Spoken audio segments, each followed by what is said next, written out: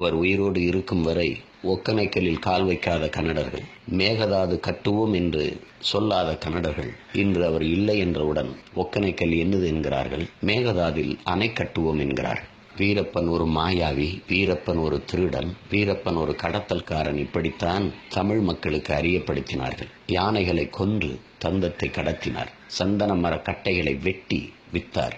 வித்தவர் காட்டுக்குள் இருந்தார். வாங்கியவர்கள் எங்கிருந்தார்கள்?